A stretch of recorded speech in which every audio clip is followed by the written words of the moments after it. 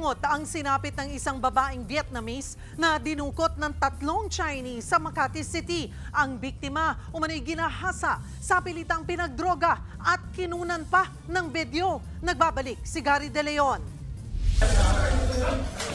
Sabay-sabay pinasok ng SWAT team ng Makati Police ang condo unit na ito sa Barangay San Lorenzo, Makati City, pasado alas 12 ng hating gabi kanina.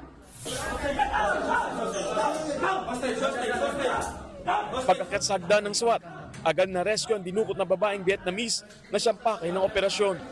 Nang pasukin naman ang itaas ng kwarto, inabutan na lang nagtatago sa kama ang Chinese national na dumukot sa biktima.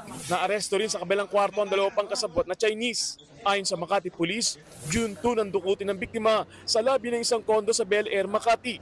Nagantay itong 3 sa kanya. So mga 2 hours, more than 2 hours siya, 2 hours siya sa kaibigan niya. Nung bumaba, yun na, kinuha na siya. Tinutukan daw ng baril ng mga sospek ang biktima, kaya napilitang sumama. Pero ang masaklap, may iba pa pala silang pakay sa kanya. Dinala raw ng 3 Chinese ang kanilang biktima sa kondo nila sa Makati at Tagaytay, kung saan nila ito ni-rape, pinagdroga at kinuhanan pa ng video. Matapos ito ay pinatutubos nila ang Vietnamese sa halagang ₱250,000 o ₱1,000,000. Tiyempo namang nasa Vietnam ang mismong mister ng biktima. Pero sa tulong ng isa nilang kaibigan sa Makati, humingi sila ng tulong sa mga pulis noong June 6.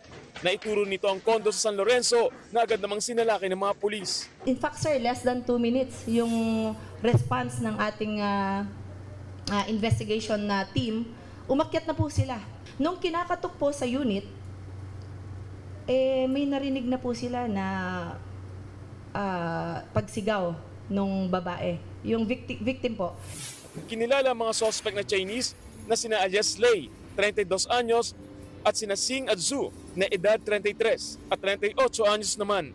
Na-recover sa kanila ang ilang ID, baril, mga sachet ng shabu, liquid ecstasy at ilang peking pera. Sa verification naman ng Makati Police, nabistong dati na ring nahuli sa kasong kidnapping at carnapping ang isa sa mga suspect. Maharap ang 3 sa kasong kidnapping, extortion, illegal possession of firearms at illegal drugs. Nagbabalita mula sa Frontline, Gary De Leon, News 5. Mga kapatid, Cheryl Cosim po, huwag maging huli at maging una sa lahat sa balitaan. Para sa tuloy-tuloy na talakayan sa Frontline, mag-follow at mag-subscribe sa social media pages ng News 5.